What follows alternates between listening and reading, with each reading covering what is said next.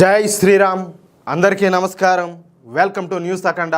నేను మీ కస్తూరి శ్రీధర్. మిత్రులారా, మన దేశ రాజకీయాల్లో రాహుల్ గాంధీ ఒక కీలకమైనటువంటి నాయకుడు అని చెప్పేసి ఈ కాంగ్రెస్ పార్టీ నాయకులు అలాగే కార్యకర్తలు వాళ్ళ అభిమానులు అంతా కూడా చెప్పుకొని తిరుగుతూ ఉంటారు. కానీ ఈ రాహుల్ గాంధీ చుట్టూ అనేక వివాదాలు అలాగే విమర్శలు చెప్పాలంటే జోరీగల్లాగా తిరుగుతూ ఉంటాయన్నమాట. ఈ రాహుల్ గాంధీని జాతీయవాదులంతా కూడా తరచుగా పప్పు అని చెప్పేసి పిలుస్తూ ఆట పట్టిస్తూ ఉంటారు. మీరు కూడా చూసే ఉంటారు. ఆయనలో రాజకీయ పరిజ్ఞానం అలాగే పరిపక్వత తక్కువ అని చెప్పేసి విమర్శలు చేస్తూ ఉంటారు. విమర్శలు చేసేది కాదు, వాస్తవం కూడా. దానికి తోడు ఈ రాహుల్ బాబా చేసేటటువంటి కొన్ని ప్రసంగాలు అలాగే ఆయన వ్యక్తపరిచేటటువంటి కొన్ని హావభావాలు అప్పుడప్పుడు కూడా నవ్వుల పాలు కావడానికి కారణమైనాయి అన్నమాట. ముఖ్యంగా క్లిష్టమైనటువంటి రాజకీయ సమయాల్లో ఆయన విదేశాలకు వెళ్ళడం వంటివి ఆయన సీరియస్నెస్ను ప్రశ్నించే విధంగా చేసినాయి. గాంధీ నెహ్రూ కుటుంబ వారసుడిగా ఆయనకు పదవులు అనేటి సులభంగా దక్కినాయి. అంతేనా కాదా? ఎందుకంటే పార్టీనే వాళ్ళది, ఇంకా ఆయన కోరుకునేది వచ్చదనమాట.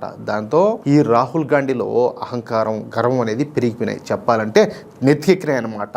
పార్టీలో సీనియర్లు కూడా ఈ రాహుల్ బాబా లెక్క చేయడంలే. పార్టీలో కష్టపడి పైకి వచ్చినటువంటి నాయకులకు సరైనటువంటి గుర్తింపునైతే ఇవ్వడంలే. ఒకవేళ పార్టీలో పనిచేసే యువ నాయకులకు సరైన గుర్తింపునిస్తే వాళ్ళు ఎక్కడ తన దాటిపోతారు అని చెప్పేసి ఈ రాహుల్ బాబా భయపడిపోతా ఉంటాడంట. ఇక ఈ రాహుల్ గాంధీ తరచుగా విదేశాలకైతే పోతా ఉంటాడు. నాకు తెలిసి అయితే ఏదన్నా రిలాక్స్ కావడానికి ఏమన్నా పోతా ఉంటాడేమో. మీరు కూడా సోషల్ మీడియాలో ఆయన ఎందుకు విదేశాలకు పోతా ఉంటాడో మీరు కూడా చూసే ఉంటారు, వినే ఉంటారు. ఎందుకంటే ఈ రాహుల్ గాంధీ ఏ దేశానికైనా వెళ్ళేటప్పుడు కనీసం ఆయన బాడీ గార్డులు కూడా చెప్పడంట. అంత రహస్యంగా ఆయన విదేశాలకైతే పోతా ఉంటాడు. ఇక్కడ విషయం ఏంటంటే, దేశంలో లోక్సభలో ప్రధాన ప్రతిపక్ష నేత అయి ఉండి, అవునా కాదా, ఆయన ఆ మాదిరిగా చెప్పకుండా పోవచ్చు అంటే దేశం వదిలిపెట్టి ఇష్ట ప్రకారమా? కాదు, ఆయనేమి అనామకుడు ఆయన ఏమన్నా. ఇకపోతే ఈ రాహుల్ గాంధీ విదేశీ పర్యటనల్లో మన దేశ ప్రజాస్వామ్యం గురించి మన ప్రభుత్వం గురించి చేసేటటువంటి వ్యాఖ్యలు మన దేశ ప్రతిష్టను దిగజార్చేలా ఉంటాయన్నమాట. అసలు ఈ రాహుల్ గాంధీ ఉద్దేశపూర్వకంగానే, అంటే కావాలనే ఈ విధంగా విదేశాలలో మన దేశం గురించి తక్కువ చేసి మాట్లాడుతూ ఉంటాడు. ఆయన అమెరికాకు పోయి భారత ప్రజాస్వామ్య వ్యవస్థలైనటువంటి పార్లమెంటు అలాగే న్యాయ వ్యవస్థ అలాగే పత్రికా స్వేచ్ఛ ప్రస్తుతం ఒత్తిడికి లోనవుతున్నాయని, ప్రజాస్వామ్యం పైన హోల్సేల్ స్థాయిలో ఈ దాడి జరుగుతుందని చెప్పేసి ఈ రాహుల్ గాంధీ పెద్ద ఎత్తున విమర్శలు అయితే చేసినాడు. పైగా ఈ విషయంలో అమెరికా కలగజేసుకోవాలని అమెరికాను కూడా కోరినాడు. చూడండి ఎట్లుంటుందో. అమెరికా ఏంది కాదులే, వాడి ఎట్లా ప్రజాస్వామ్య దేశమో మనది కూడా ప్రజాస్వామ్య దేశము. కాదులే, మనతో పోల్చుకుంటే ఏంది వాడి ఎందులో ఎక్కువ అంటాలే, అవునా కదా? ఓడేంది మన దేశ అంతర్గత వ్యవహారాల్లో ఓడేంది కలగజేసుకునేది? కనీసం అడిగేవాడి కన్నా బుద్ధుండక్కర్లా, అవునా కాదా? 2024 సెప్టెంబర్లో అమెరికా పర్యటనలో ఉన్నటువంటి సమయంలో భారత్లో ఒక సిక్కు తలపాగా ధరించడానికి అనేక ఇబ్బందులను ఎదుర్కోవాల్సి వస్తుందని, సిక్కులను మోడీ ప్రభుత్వం అవమానిస్తుందని, తాను సిక్కుల కోసం పోరాడుతున్నానని చెప్పేసి వ్యాఖ్యలు అయితే చేశాడు. ఈ మాటలతో మీరు ఏకీభవిస్తారా అంటాలే. బుద్ధునోడు ఎవడని ఈ మాదిరి మాట్లాడతాడా అంట. ఒకసారి ఆలోచన చేయండి. అంటే సిక్కులు కూడా ఏదో ఒక విధంగా రెచ్చగొట్టాలని చెప్పేసి అటువంటి ప్రయత్నాలు అన్నమాట. 2024 ఈ లోక్సభ ఎన్నికలు నిష్పక్షపాతంగా జరగలేదని, కేంద్ర ఎన్నికల కమిషన్ రాజీ పడిందని ఈ రాహుల్ గాంధీ అమెరికాలోని జార్జ్ టౌన్ యూనివర్సిటీలో ఆరోపణలు అయితే చేసినాడు. అంతేకాకుండా ఆర్ఎస్ఎస్ ఒక నిర్దిష్ట సిద్ధాంతాన్ని ప్రజలపైన రుద్దుతుందని, ద్వేషాన్ని వ్యాపింపజేస్తుందని తీవ్ర వ్యాఖ్యలే చేసినాడు. పైగా ఆర్ఎస్ఎస్ను నిషేధించాలని చెప్పేసి పాశ్చాత్య దేశాలను కోరినాడు. గతంలో ఈ కాంగ్రెస్ పార్టీనే కేంద్రంలో అధికారంలో ఉన్నప్పుడు మన ఆర్ఎస్ఎస్ మీద చాలాసార్లే ఈ నిషేధాన్ని అయితే విధించినారు. ఏం జరిగింది? ఏం చేసినారు? కాదులే, వీళ్ళు ఎంత అణగదొక్కాలంటే ఆర్ఎస్ఎస్ అనేది ఇంకా అంత పైకి ఎదిగింది. కాదులే, వీళ్ళు ఏమైనా ఆపగలిగినారా? ఇప్పుడు పాశ్చాత్య దేశాలు పీకేది బొచ్చు ఇక్కడ ఏంది? వాళ్ళు ఏంది అంటాలే పీకేది.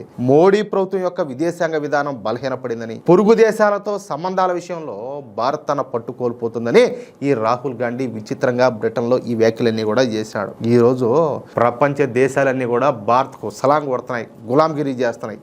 ఏం మాట్లాడుతున్నాడు అసలు? పైగా భారత్లో ప్రజాస్వామ్యం ప్రమాదంలో పడిందని బ్రిటన్తో సహా యూరప్ దేశాలు భారత విషయంలో కలగజేసుకోవాలని చెప్పేసి ఈ రాహుల్ బాబా లండన్లో పిచ్చి వాగుడంతా కూడా వాగినాడు.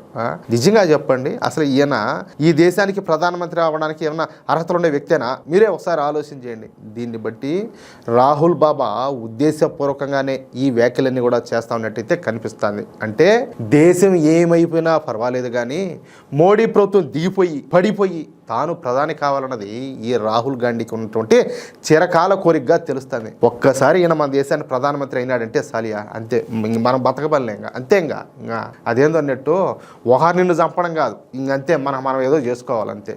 ఇక ఈ విషయం పైన ఇన్నాళ్ళు కూడా కొంతమేర నిగ్రహం ప్రదర్శించేటువంటి మన ప్రధాని మోడీ గారు నిన్న జరిగినటువంటి ఎన్నికల ప్రసంగంలో ఇక ఈ రాహుల్ బాబా పైన విరుచుకుపడినారు. అస్సాంలో ఒక బహిరంగ సభలో పాల్గొన్నటువంటి మన మోడీ గారు మాట్లాడుతా రానున్న అస్సాం అసెంబ్లీ ఎన్నికలు కాంగ్రెస్ స్వయం ప్రకటిత యువరాజుకు అంటే ఎవరికి ఈ రాహుల్ గాంధీకి ఓటముల సెంచరీ పూర్తి చేసే సందర్భం అవుతాయని చెప్పేసి ఎద్దేవా చేశారు. కాంగ్రెస్ పార్టీ విభజన రాజకీయాలను అనుసరిస్తానని, సమాజంలో విభజనలు సృష్టించగలటువంటి చట్టాన్ని గతంలో కూడా ఆ పార్టీ ప్రవేశపెట్టేందుకు ప్రయత్నాలు చేసిందని చెప్పేసి మన మోడీ గారు మండిపడినారు. ఈ క్రమంలోనే ఆదివాసీ హక్కులను కాపాడతామని ఓటర్లకైతే మోడీ గారు హామీ ఇచ్చారు. 2014 ముందు కాంగ్రెస్ నేతృత్వంలోని యూపీఏ ప్రభుత్వం మతహింస పైన ఒక బిల్లును తీసుకురావడానికి ప్రయత్నం అయితే చేసింది. కేవలం ఒక వర్గం ఓట్ల కోసం ఆశపడే ఈ బిల్లును అయితే తెచ్చారనమాట.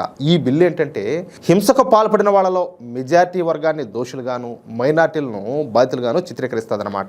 సపోజ్ ఇప్పుడు మీకు సరే అర్థమయ్యేదానికి ఈ మాట చెప్తున్నా. ఇప్పుడు ఎస్సీ ఎస్టీ అట్రాసిటీ అనేది కొన్ని సందర్భాల్లో తప్పుదారి కూడా పడుతుంది. అంటే ఒకవేళ ఎదుటి వాళ్ళు తప్పు చేయకపోయినప్పటికీ వీళ్ళు ఏం చేస్తారు, మా మీద దాడులు జరిగినాయి అది ఇది అని చెప్పేసి పోయి కేసులు పెడతారు, ఈ అట్రాసిటీ కేసులు. ఇక్కడ ఇంకొక విషయం ఏంటంటే మతం మారిపోతే వాళ్ళు ఎస్సీలు గారు ఎస్టీలు గారు, మతం మారిన వాళ్ళు కూడా ఏం చేస్తారంటే ఈ అట్రాసిటీ కేసులు పెట్టేదానికి ప్రయత్నాలు చేస్తారు. ఆ విధంగా ఎట్లయితే ఉంటుందో ఈ కాంగ్రెస్ పార్టీ ఎటువంటి బిల్లు తేవాలనుకుందో తెలిసిన, ఒకవేళ మనం హిందువులు ఉన్నాం, హిందువులు ఈ దేశంలో మెజార్టీలు అనమాట. మనం ఏదన్నా ఒక పండగో ఊరేగింపో ఏదో చేయాలనుకుందాం, మనం ఏం చేయాలా, మామూలుగా అయితే వినాయక చవితి వస్తుంది, వినాయక చవితి మండపాలు పెట్టుకోవాలంటే పోలీస్ స్టేషన్లో మనం పర్మిషన్ తెచ్చుకుంటాం. అట్లా కాదు, అప్పుడు స్థానికంగా ఏవైతే మన చుట్టూ మతాలు ఉంటాయో ఆ మత పెద్దలను వాళ్ళందరినీ అడిగి వాళ్ళ దగ్గర నో అబ్జెక్షన్ లెటర్ తెచ్చుకోవాలి. మనం ఏది మన పండగలు, మన ఊరేగింపులు, మన ఉత్సవాలు చేసుకోవడానికి మనం వీళ్ళ దగ్గర ఫస్ట్ పర్మిషన్ తీసుకోవాలా. వాళ్ళు మాకేం అభ్యంతరం లేదంటేనే తర్వాత నీకు పర్మిషన్ వస్తుంది. లేకపోతే నువ్వు ఏ పండగ కానీ ఏ ఊరేగింపు కానీ నువ్వు ఏం చేసుకోవడానికి దాన్ని బట్టి మీరు అర్థం చేసుకోండి ఈ కాంగ్రెస్ పార్టీని ఏం చేయాలో. ఈ కాంగ్రెస్ పార్టీలో ఇప్పటికి కూడా ఎంతో మంది హిందువులు ఉన్నారు, వాళ్ళకు గులాంగిరి చేస్తారు. నేను కాదనట్ల కొంచెమన్నా వాస్తవాలు ఏంటనేది ఆలోచన చేసుకోవాలి కదా.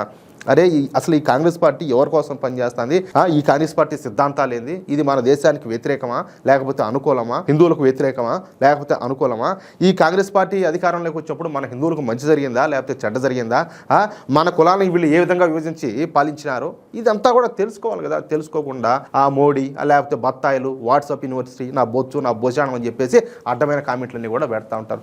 కొంచెమన్నా ఆలోచించంటారు నాయన, ఆలోచన చేయండి, తర్వాత ఏదైనా మాట్లాడదాము. ఊరికేనే కామెంట్లు పెడితే ఊరికేనే మాట్లాడితే ఎట్లా. ఇప్పుడు సపోజ్ నేను ఒక మాట చెప్తా, ఈ కాంగ్రెస్ పార్టీ తెలంగాణ ముఖ్యమంత్రి ఎవరైతే ఉన్నారో రేవంత్ రెడ్డి గారు, ఆయన కూడా హిందువే. ఆయన ఏం మాట్లాడతాడు, కాంగ్రెస్ అంటే ముస్లింలు, ముస్లింలు అంటే కాంగ్రెస్ అని చెప్పి మాట్లాడతారు. మరి మీరు ముస్లిం కాదు కదా సార్, మీరు రెడ్డి సామాజిక వర్గానికి సంబంధించినటువంటి వ్యక్తి కదా, మరి మీరు ఆ పార్టీలో ఎందుకుంటారు, అంతేనా కాదా? నేను అడిగిన దాంట్లో న్యాయం ఉందా? మరి ఆ పార్టీలో మీరు ఎందుకుంటారు? సరే ఉన్నారు, సరే బాగానే ఉండదు. మీరు ఆ విధంగా అట్లాంటి మాటలు మీరు ఎట్లా మాట్లాడతారు? ఒక హిందూ పోయింది కూడా సరే. పైగా ఏంటంటే ఇదిగో ఇలాంటివన్నీ కూడా జరుగుతున్నాయి. మన హిందువులే ఈ విధంగా మాట్లాడుతున్నారు, అలాంటి వాళ్ళకి సపోర్ట్ చేస్తారు. ఇక్కడ విషయం ఏంటంటే ఆ పార్టీకి ఎవరైతే కోర్ ఓట్ బ్యాంక్ ఉంటుందో మీకు అర్థమైందా? సపోజ్ ముస్లింలు ఉన్నారు, ఆ ముస్లింలు ఏం చేస్తారు, గంప కొత్తగా ఓళ్ళు ఓట్లు తీసుకుపోయి వాళ్ళకి వేస్తారు, కాంగ్రెస్కి వేస్తారు. బీజేపీని కావచ్చు, మోడీ గారిని కావచ్చు, హిందూ సంస్థలు కావచ్చు, హిందువులు కావచ్చు, ఒకసారి సోషల్ మీడియాలో చూడండి, ఏమిలా రఫ్ ఆడుతూ ఉంటారు మన వాళ్ళని. ఏం లే, వాళ్ళు ఏదైనా ఒక మొత్తం వాళ్ళ ఐడియాలజీకి హ్యాట్స్ ఆఫ్ యా స్వామి. వాళ్ళు ఏదైనా ఒక పోస్ట్ పెట్టినా లేకపోతే ఏదైనా వాళ్ళు ఒక విషయాన్ని తీసుకొచ్చినా వాళ్ళు అందరూ కూడా దాన్ని సపోర్ట్ చేస్తారు. ఒక్కటి కూడా నెగిటివ్ కామెంట్ అనేది రాదు. కానీ మనోళ్ళేందే, మనోళ్ళే మనల్ని వ్యతిరేకిస్తారు, మనోళ్ళే బీజేపీని వ్యతిరేకిస్తారు, మనోళ్ళే మోడీ గారిని వ్యతిరేకిస్తారు. హిందూ సంస్థలు ఏం చేస్తున్నాయంటారు. అప్పుడప్పుడు మీరు ఏమైనా ఇచ్చేసారా హిందూ సంస్థలకు? ఏమైనా ప్రోత్సాహాలు అందించారా? వాళ్ళకి ఏమైనా డబ్బులు ఇచ్చారా? లేకపోతే వాళ్ళకి ఏదైనా మోరల్ సపోర్ట్ ఇచ్చారా?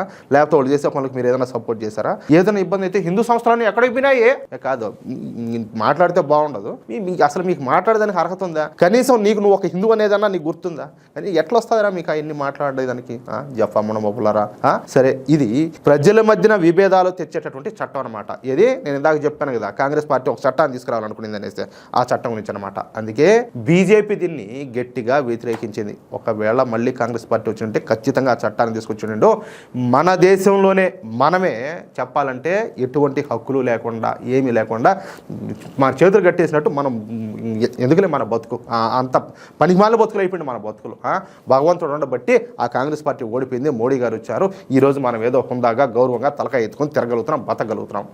ఒకవేళ చెప్పా కదా ఈ బిల్లు ఆమోదం పొంది ఉంటే సమాజంలోని మెజార్టీ వర్గం ఎంతటి వేధింపులను ఎదుర్కొని ఉండేదో ఒక్కసారి ఊహించండి. అంటే ఎవరు? మన హిందువులు. ఇప్పుడు 12 ఏళ్ల తర్వాత కాంగ్రెస్ పార్టీ అస్సాంలో అలాంటి బిల్లునే తీసుకురావడానికి ప్రయత్నాలు చేస్తుంది. ఎన్నికల్లో గెలవడానికి కాంగ్రెస్ నాయకులు ఈ విషయాన్ని బహిరంగంగా చెబుతారు. కాంగ్రెస్ పార్టీ బయటకు చెప్పేటటువంటి విషయాల కంటే లోపల అమలు చేయాలనుకుంటున్నటువంటి అసలు రహస్య ప్రణాళిక వేరే ఉండదని చెప్పేసి మన ప్రధాని మోడీ గారు బయటపెట్టారు. అంతేకాకుండా కాంగ్రెస్ పార్టీ తన పాలనలో మౌలిక సదుపాయాల లోపాలను సరిదిద్దడంలో ఘోరంగా విఫలమైందని, గత 10 ఏళ్లలో అస్సాం రాష్ట్రం అభివృద్ధి పదంలో ఎంతో దూరం ప్రయాణించిందని, ఊహించని స్థాయిలో మార్పులన్నీ కూడా చూసిందని మన ప్రధాని మోడీ గారు వివరించారు. ప్రస్తుత యువతరం బీజేపీ సుపరిపాలన మాత్రమే చూశారే తప్ప కాంగ్రెస్ పార్టీకి సంబంధించినటువంటి చీకటి పాలన చూడలేదు.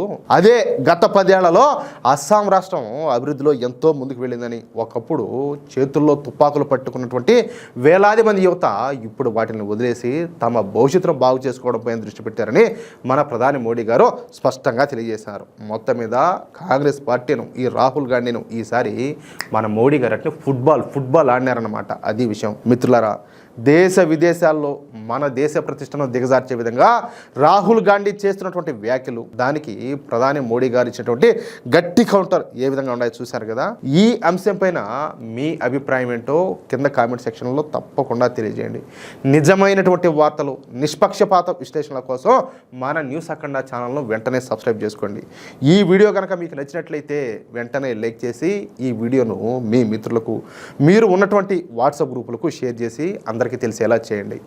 జై శ్రీరామ్, జై హింద్, భారత్ మాతా కీ జై.